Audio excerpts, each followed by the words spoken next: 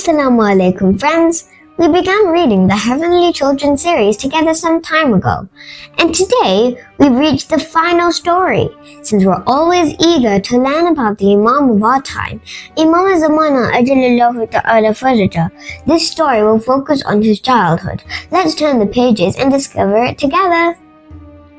As Ahmad finished his speech, the crowd's eyes filled with tears of wonder and awe. Ahmad was a strong believer, and his words were filled with his deep faith in Allah.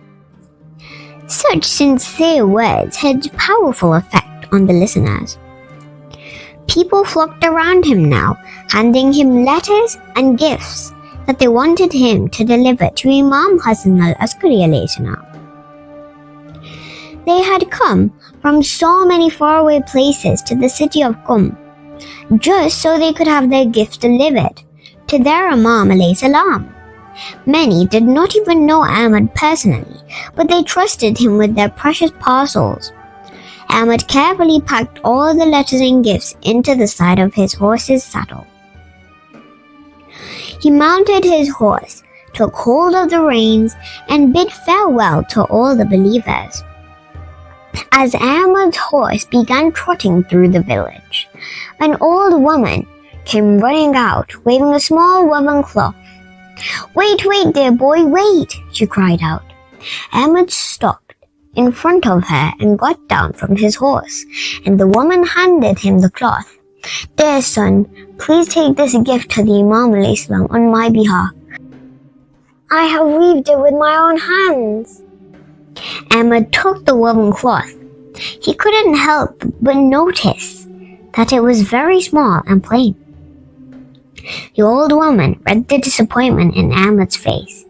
"Dear son," she said, "I know it's not much, but I have hope that my Imam alayhi salam will accept it, and maybe, just maybe, he may pray on it even once."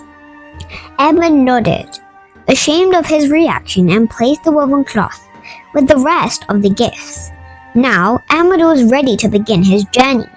The crowd watched as he departed, wishing that they were also young and strong enough to visit their Imam alayhi salam. After traveling for many days, Ahmad finally made it to the city of Samarra. As he entered the city, he was overwhelmed by the hustle and bustle. The streets were all filled with people coming and going in all directions. This was very different than the small quiet city of Qum. After asking around, Ahmad got directions to the Imam's house and quickly found his way there.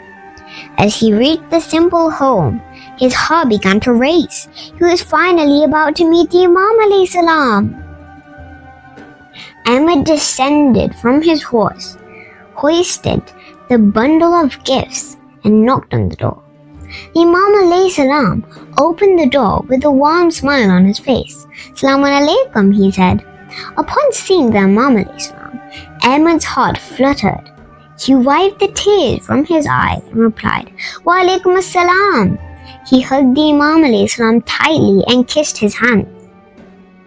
The Imam alayhi salam led him into a room and sat behind a desk where he had been writing a letter. Next to him sat a beautiful child, no more than 3 years old. The child was paying very close attention to what his father was doing. Ahmad placed the Imam's gifts and letters on the floor. "O son of Rasulullah," he said, "I have come all the way from the city of Qum. I have many questions to ask you if you will allow me." The Imam alayhi salam smiled, pointed towards the small child, and kindly said, "Dear Ahmad, please ask my son Mahdi your questions." Ahmad was surprised, but he knew the Imam alayhi salam did everything for a reason, so he sat next to the small child. His heart stopped as he realized that he was sitting before the final Imam Ajalallahu Ta'ala Farajahum. He bent over and kissed the young Imam Ajalallahu Ta'ala Farajahum on his head. "Oh my Imam," he said, "may my father and mother be sacrificed for you. I've been waiting so patiently to see you. I thank Allah for this great blessing." The young Imam Ajallallahu Ta'ala Farajahu answered each of Ahmad's questions with wisdom and virtue.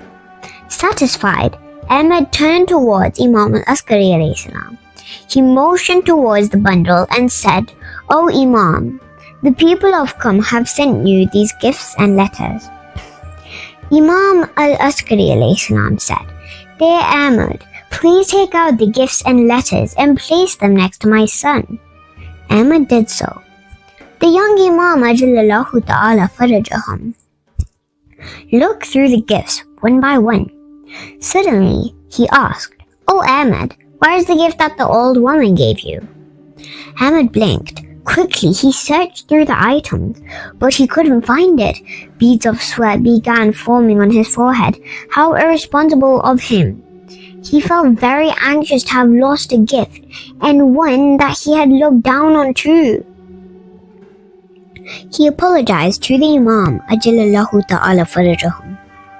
"Perhaps a gift is still in the saddle of my horse.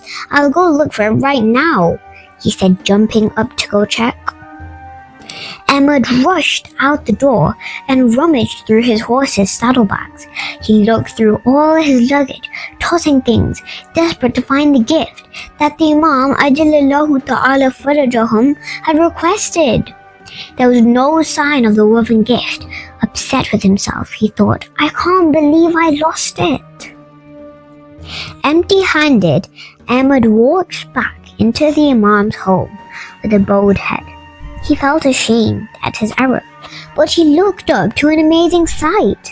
The young Imam al-Mahdi Ajallallahu Ta'ala Farajahum was sitting on the woven cloth, reciting prayers. "Subhanallah," Ahmad marveled.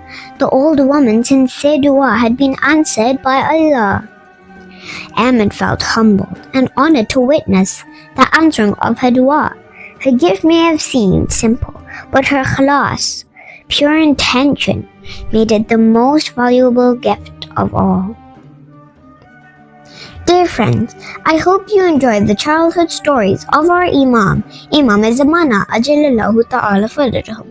Today, we have completed the final story from the Heavenly Children series by Kisa Kids Publications. Alhamdulillah. Our goal is to apply the valuable lessons we've learned from this series.